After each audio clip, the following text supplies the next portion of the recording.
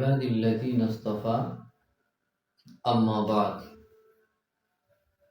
সম্মানিত দর্শক মণ্ডলী, আসসালামু আলাইকুম ওয়া রাহমাতুল্লাহি ওয়া বারাকাতুহু। আজকে আমার আলোচনা বিষয়বস্তু শিরোনাম হচ্ছে কৃতজ্ঞতা।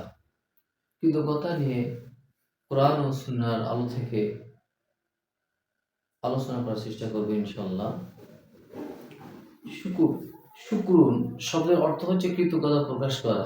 প্রচলিত অর্থে কার অনুগ্রহ ও অনুদান ব্যবহার করার পর দাতার প্রতি সবিনয়তা বা সৌজন্য প্রকাশ করে তার দান স্বীকার করা।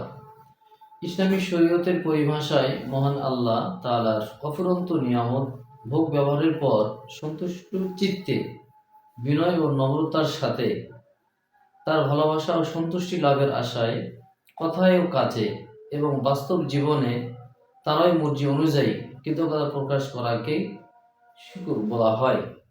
আর আল্লাহর কৃতজ্ঞতা প্রকাশ করা সর্বোত্তম বাণী হচ্ছে আলহামদুলিল্লাহ, সমস্ত প্রশংসা সে আল্লাহর আলামিনের। কোনো মানুষ কারো উপকার করলে সেই মানুষের কৃতজ্ঞতা প্রকাশ করার জন্যে আল্লাহ রাসূল সাল্লাল্লাহু আলাইহি সাল্লাম নির্দেশ করেছেন, কারণ পক্ষান্তরে তা আল্লাহর শুকরিয়া আদায় করা হয়।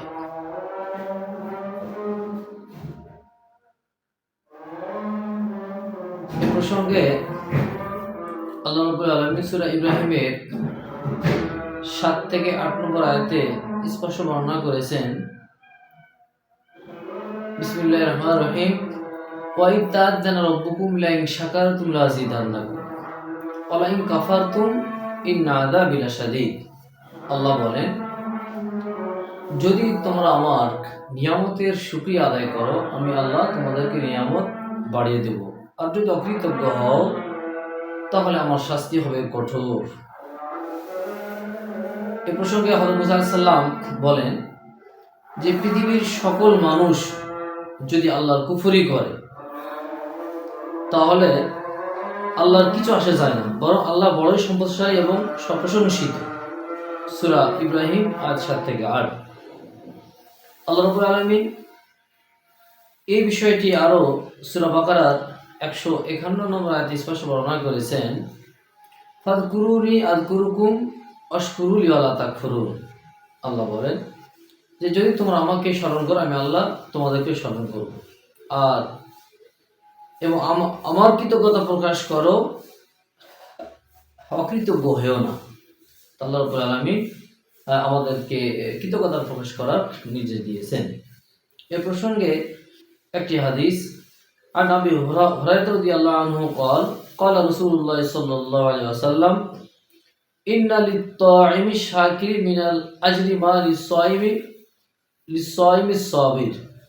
হযরত আবু হুরায়রা রাদিয়াল্লাহু আনহু থেকে বর্ণিত, তিনি বলেন, রাসূলুল্লাহ সাল্লাল্লাহু আলাইহি ওয়াসাল্লাম বলেছেন, কৃতজ্ঞ ভক্ষণকারীর জন্য ধৈর্যশীল রোজাদারের ন্যায় পুরস্কার রয়েছে।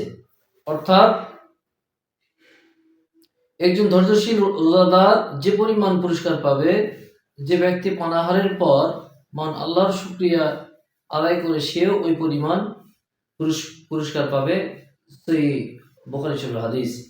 আল্লাহ রাব্বুল আলামিন আমাদেরকে, কোনো মানুষ যদি উপকার করে, সর্বপ্রথম আল্লাহ রাব্বুল আলামিন আমাদেরকে অসংখ্য নিয়ামত দিয়েছে। সেই নিয়ামতের প্রতিনিয়ত যেন আমরা শুকরিয়া আদায় করতে পারি। এরপরে পার্থিব জীবনে ইহকালে কোনো মানুষ যদি আমাদেরকে উপকার করে, যেহেতু রাসূলের যে নির্দেশ যে কোনো মানুষ যদি আমাদের উপকার করে তাহলে তার কৃতজ্ঞতা প্রকাশ করা রাসূলের নির্দেশ।